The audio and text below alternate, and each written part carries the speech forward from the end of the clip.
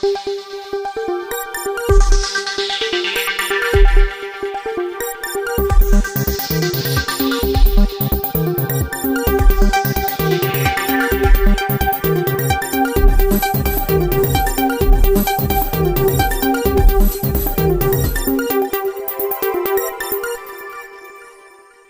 भाजपा कार्यकारिणी में हत्या के आरोपी को जिला मंत्री का पद देने से विवाद खड़ा हो गया है। जिला मंत्री बनाए गए लालचंद यादव पर आरोप है कि 2020 के प्रधानी चुनाव के दौरान महाराजगंज थाना क्षेत्र के गंदोपुर गांव निवासी ओमकार दुबे नाम के शख्स की हत्या कर दी गई थी। इस मामले में महाराजगंज थाने में 19 लोगों के खिलाफ मुकदमा दर्ज किया गया था, जिसमें लालचंद यादव का नाम भी शामिल है। अब लालचंद यादव को भाजपा जिला मंत्री बनाया गया है। भाजपा के प्रदेश अध्यक्ष पंकज चौधरी की स्वीकृति मिलने के बाद 2 अप्रैल को देर रात जिला कार्यकारिणी और जिला कार्य समिति की घोषणा की गई थी। भाजपा की इस नई कार्य समिति में 31 पदाधिकारी बनाए गए हैं, जिसमें हत्या के आरोपी लालचंद यादव को भी पदाधिकारी बनाया गया है। भाजपा कार्यकारिणी में शामिल लालचंद यादव पर 2020 में प्रधानी चुनाव में ओमकार दुबे की हत्या का आरोप लगा था। ओमकार दुबे उस दौरान भाजपा के बूथ अध्यक्ष थे। उस दौरान उस बूथ पर भाजपा मजबूत थी। इस मामले में मीडिया से बातचीत करते हुए ओमकार दुबे के भाई नागेंद्र दुबे ने बताया कि कानून व्यवस्था के लिए भारतीय जनता पार्टी जानी जाती है, लेकिन जिस तरह से आपराधिक प्रवृत्ति के व्यक्ति को भाजपा कार्यकारिणी में पदाधिकारी बनाया गया है, वह निश्चित रूप से दुखद है। हमारी भाजपा के शीर्ष नेतृत्व से अपील है कि ऐसे अपराधी प्रवृत्ति के पदाधिकारी को पार्टी से निकालकर उनके खिलाफ कड़ी कार्रवाई की जाए। वहीं इस मामले में भारतीय जनता पार्टी आजमगढ़ के जिलाध्यक्ष ध्रुव सिंह से जब मोबाइल पर बातचीत हुई तो उन्होंने कहा कि किसी भी व्यक्ति पर मुकदमा दर्ज होने से वह अपराधी नहीं हो जाता जब तक कि न्यायालय में वह दोषी साबित न हो जाए। उन्होंने कहा कि लालचंद के खिलाफ 2020 में प्रधानी चुनाव के दौरान रंजिशन मुकदमा दर्ज करवाया गया था। लालचंद यादव आपराधिक प्रवृत्ति के नहीं हैं।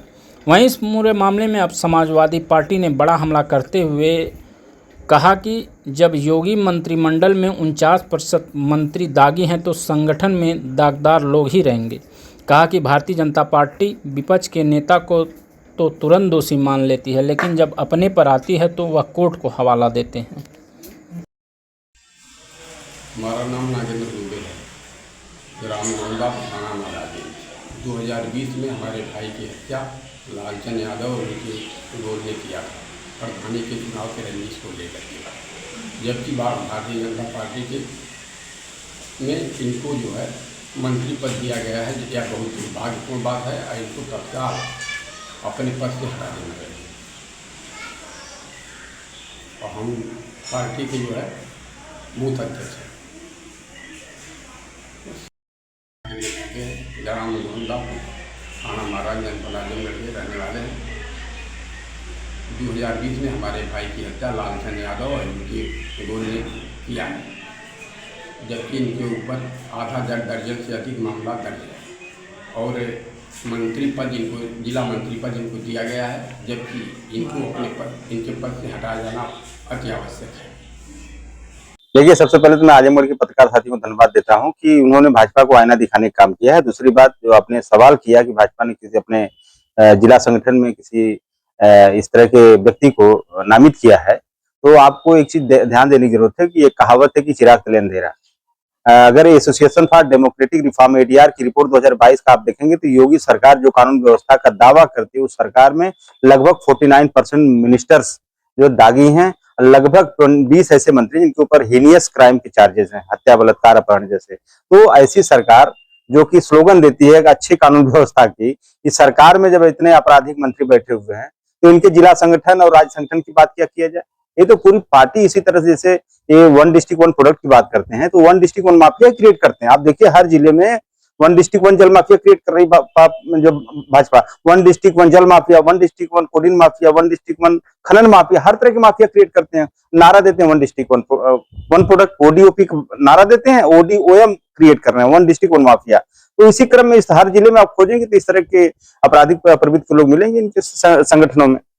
और जिला अध्यक्ष इनका माला पड़ना मैंने कहा ना कि जब मुख्यमंत्री के कैबिनेट में, इनके सरकार, योगी सरकार कैबिनेट में जब रिपोर्ट के अनुसार 49% दागी लोग हैं, तो जिला संगठन और प्रदेश संगठन की बात क्या किया जाए। हालांकि इस मामले में जब जिलाध्यक्ष से बात की गई तो वो झल्ला गए और उनका कहना है कि जब तक अदालत नहीं दोषी करार देती तब तक तो दोषी नहीं मानते। दरअसल यह है कि ये लोग दोषी का पैरामीटर भी अलग अलग सेट करते हैं। जब कोई विपक्ष का व्यक्ति ऊपर कोई चार्ज लग जाता है तो तुरंत वो दोषी मान लेते हैं उसको। और इनके यहाँ अगर कोई कितना बड़ा दोषी चला जाए उसको कहते हैं कि जब तक सुप्रीम कोर्ट का फैसला नहीं आ जाएगा तब तक हम दोषी नहीं मानेंगे। आप बताइए, आए दिन बुलडोजर चल रहे हैं, आए दिन इनकाउंटर्स हो रहे हैं, क्या ये कोर्ट के फैसले से हो रहे हैं?